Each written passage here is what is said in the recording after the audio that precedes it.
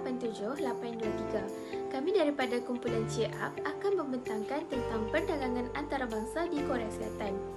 Perdagangan antarabangsa merujuk kepada perdagangan barangan, perkhidmatan, teknologi, modal atau pengetahuan sempadan negara dalam skala global atau transnasional. Ini melibatkan transaksi barangan dan perkhidmatan rentas sempadan antara dua negara atau lebih. Perdagangan antarabangsa memainkan peranan penting dalam perkembangan ekonomi negara dari segi aspek import dan ekspor barangan atau perkhidmatan. Import membawa maksud sebagai satu kegiatan membeli barang serta perkhidmatan oleh sesebuah negara dari negara lain. Import terbahagi kepada dua kategori, iaitu import nyata dan import tak nyata. Kegiatan import yang berlaku dalam negara tersebut akan menyebabkan tingkat keseimbangan sesebuah negara itu menurun. Seterusnya, ekspor pula membawa maksud kegiatan menjual barang dan perkhidmatan oleh sesebuah negara kepada negara lain. Ekspor juga terbahagi kepada dua bahagian, iaitu ekspor nyata dan ekspor tak nyata. Akhir sekali, perdagangan antarabangsa ini mampu meningkatkan pendapatan negara serta hasil kerajaan melalui duty custom yang dikenakan ke atas barangan import dan ekspor serta cukai pendapatan ke atas keuntungan yang diperolehi agar peruntukan projek pembangunan di sesebuah negara bertambah. Baiklah, berikut merupakan data ekspor dan import yang kami perolehi daripada Bank Negara Korea dalam peratus bagi keluaran dalam negara kasar KDNK. Melalui data import, kita dapat lihat tahun 2011 merupakan peratusan tertinggi iaitu 52.23% dan yang paling rendah bagi data import ialah tahun 2020 iaitu 32.77%. Di samping itu, kita juga dapat lihat peratusan bagi pengeksportan yang paling tinggi adalah pada tahun 2012 iaitu sebanyak 54.09% dan yang paling rendah peratusan ialah pada tahun 2020 iaitu 36.45%. Seterusnya, terdapat 10 negara yang menjadi negara utama dalam bidang pengeksportan dan bidang pengimportan di Korea, iaitu China, Jerman, Hong Kong, India, Jepun, Malaysia, Meksiko, Singapura, Amerika Syarikat dan Vietnam. Akhir sekali, terdapat 10 barangan import dan ekspor di Korea Selatan.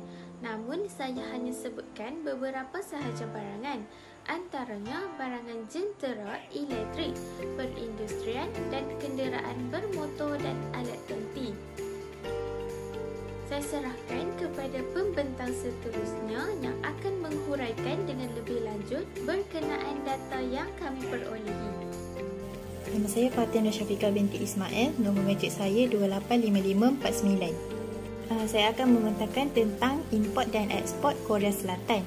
Di sini kita dapat lihat import dan ekspor Korea Selatan mengalami trend tidak stabil, iaitu terdapat penurunan dan peningkatan daripada tahun 2010 hingga tahun 2020. Sekarang kita lihat pada peratus ekspor GDP.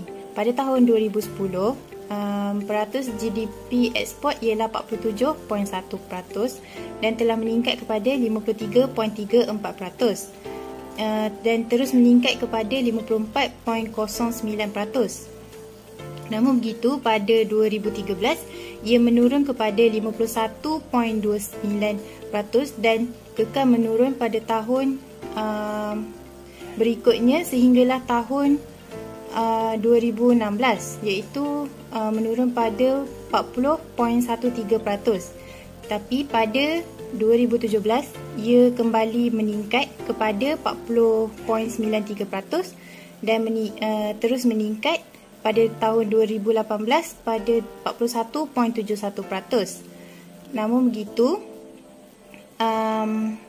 peratus ini tidak kekal meningkat dan sekali lagi telah menurun. Pada tahun 2017 pada tahun 2019, peratus ekspor GDP ialah 39.28% dan menurun kepada 36.45% pada tahun 2020. Sekarang kita akan melihat pada bahagian peratus GDP untuk import Korea Selatan. Untuk import pun sama mengalami trend tak stabil, iaitu turun dan naik daripada tahun 2010 hingga tahun 2020. Pada tahun 2010, peratus import GDP ialah 44.30% dan meningkat kepada 52.23% pada tahun 2011. Tapi pada tahun 2012 ia menurun kepada 51.36% dan terus menurun sehingga tahun 2016, iaitu pada 33.47%. Namun pada tahun 2017 peratus import telah meningkat kepada 36.19% dan pada tahun 2018 juga telah meningkat kepada 37.28%. Pada tahun 2019, peratus import Korea Selatan telah menurun kepada 36.48% dan menurun juga pada tahun 2020 kepada 32.77%. Assalamualaikum, nama saya Tuan Amalina Akila binti Tuan Mahdi, nombor saya 285538. Saya akan menerangkan dengan lebih detail tentang barang apa yang banyak diekspor dan barang yang banyak diimport di Korea Selatan. Okey, barang yang paling banyak diekspor di negara Korea Selatan adalah barangan elektronik. Melalui data yang diperolehi dari tahun 2010 hingga 2020 telah mencatat sebanyak 153.629.451.349 USD dolar. Hal ini kerana di negara Korea Selatan mempunyai teknologi-teknologi yang canggih setanding di negara Jepun. Jadi dengan ini hasil pengeluaran barangan elektronik itu dapat dihasilkan dengan lebih banyak dan boleh diekspor ke luar negara dalam kadar yang banyak. Contoh, negara Korea Selatan tersohor dengan jenama Samsung. Terdapat banyak perkakas elektrik yang dari jenama Samsung seperti televisyen, telefon pintar dan sebagainya. Dianggarkan di Korea Selatan sebanyak 90% peralatan elektronik yang dihasilkan daripada produk Samsung. Dengan ini kita boleh lihat bahawa syarikat Samsung itu merupakan syarikat pengeluaran elektronik terbesar di Korea Selatan. Malah, teknik pemasaran yang dilakukan oleh syarikat Samsung juga menyebabkan ramai orang atau individu di negara-negara lain tertarik untuk membeli produk dari jenama tersebut. Jenama syarikat Samsung pada mulanya mempunyai 2 peringkat sahaja, namun kini terdapat lebih kurang 900 peringkat yang sepenuh masa. Jadi dengan adanya mereka yang ramai ini dapat menghasilkan lebih banyak lagi produk daripada syarikat Samsung. Akhir sekali, Samsung merupakan pengekspor terbesar di Korea Selatan sebagai syarikat konglomerat multinasional. Dianggarkan sebanyak 15% daripada ekspor Korea Selatan datang dari Samsung Group. Seterusnya pula adalah barangan import yang paling banyak di Korea Selatan. Negara Korea Selatan banyak mengimport barangan seperti minyak dan mineral. Hal ini kerana di negara Korea Selatan kurang mempunyai sumber minyak dan mineral yang menjadi tumpuan penduduk di Korea Selatan.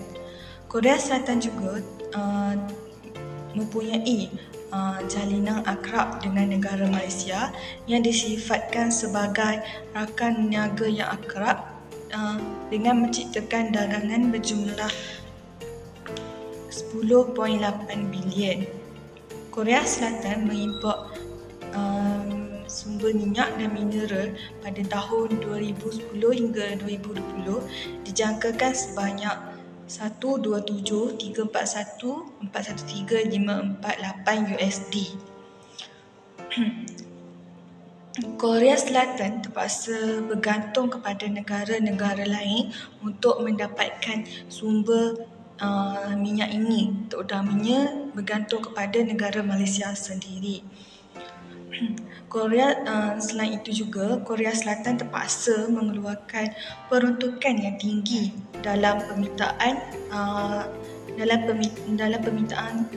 peruntukan yang tinggi dalam mengimport sumber ini kerana mempunyai permintaan yang terlampau tinggi oleh penduduk di Korea Selatan. Hal ini kerana sumber minyak dan mineral ini boleh dijadikan sebagai sumber utama dan sumber keperluan asas untuk mereka menjalani kehidupan seharian. Malah, import yang terlalu tinggi ini juga boleh menurunkan nilai ekonomi, pertumbuhan ekonomi di sesebuah negara itu, termasuklah negara Korea Selatan. Terima kasih. Saya akan meneruskan kesan perdagangan yang berlaku ke atas Korea Selatan akibat isu yang berlaku ke atas negara tersebut. Yang pertama, isu perang saudara Korea Selatan antara Korea Utara. Keadaan ekonomi Korea Selatan jauh merudum kerana keadaan pada masa tersebut memerlukan persiapan ketenteraan yang baik dan hebat untuk berperang dengan Korea Utara. Sehingga akhir tahun 1950, Korea Selatan masih dikategorikan negara yang tidak membangun, yang mana mempunyai tingkat kemiskinan dan tingkat kebergantungan terhadap luar negara yang sangat tinggi. Ekonomi Korea Selatan pada masa itu kebanyakannya bergantung pada sektor pertanian dengan jumlah sebanyak 41 juta USD dan pendapatan per kapita sebanyak 82 juta USD. Isu seterusnya ialah isu ketegangan antara Jepun dengan Korea Selatan. Korea Selatan mengalami kerugian tahunan sebanyak 27 juta USD. Korea Selatan juga akan mengalami peningkatan tanggungan bahan mentah untuk sektor automotif dan industri elektronik yang mana kesannya akan mengganggu global supply chain smartphones dan electronic device. Korea Selatan juga mengalami masalah structural down yang mana jika tiada langkah cepat diambil menyebabkan ekonomi Korea Selatan makin lambat. Isu berikutnya ialah isu mogok pekerja pemandu lori dalam sektor bahan api dan keluli. Ianya menyebabkan penghantaran barang keluli turun kepada kira-kira 48% berbanding biasa, manakala produk petrokimia hanya berjaya dihantar sebanyak 20% berbanding biasa. Mogok yang berlaku sejak 24 November 2022 itu telah menyebabkan kerugian sebanyak 2.65 bilion tertangguh akibat gagal membekal barangan tersebut. Menurut Kementerian Perdagangan Seoul, ekonomi Korea Selatan juga turut mengalami kesan negatif akibat penurunan ekspor, berlakunya kenaikan harga dan kadar faedah yang tinggi. Kesan isu seterusnya ialah isu penggunaan internet.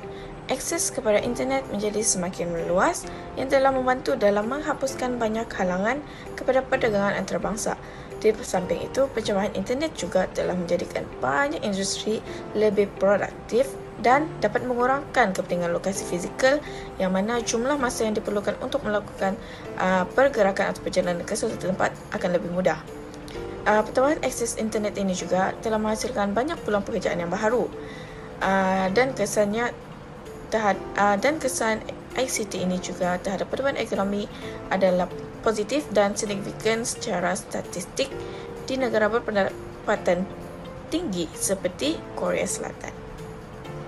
Kesan isu seterusnya ialah isu penularan COVID-19. Seperti yang kita tahu, pandemik telah melanda dunia dan telah memberikan kesan yang ketara kepada penduduk kawalan berkurung untuk mencegah penularan COVID-19. Tetapi apabila negara tersebut telah menyesuaikan diri dengan wabak tersebut pada separuh kedua tahun tersebut, perdagangan di negara tersebut mulai pulih dan Korea Selatan berada pada kedudukan yang baik untuk memenuhi beberapa keperluan global untuk menangani wabak itu. Secara keseluruhannya dapat dilihat bahawa sektor import dan ekspor mengalami peningkatan dari tahun ke tahun bermula dari tahun 2010 hingga 2020 iaitu bersamaan 10 tahun. Namun terdapat juga trend tidak stabil pada tahun-tahun tertentu seperti tahun 2012, 2014 dan 2016. Penurunan ini adalah disebabkan oleh faktor-faktor tertentu. Negara ini juga dapat menguasai dan memonopoli barangan tertentu dalam import dan ekspor mereka, terutamanya dalam bidang kimia dan perindustrian. Bukan itu sahaja, dapat dilihat juga bahawa Korea Selatan mempunyai kesan ekonomi yang teruk akibat peristiwa tertentu yang telah berlaku dalam negara tersebut seperti isu peperangan. Hal ini telah mendatangkan impak negatif kepada negara tersebut, terutamanya dalam bidang ekonomi. Sekian sahaja daripada kumpulan kami.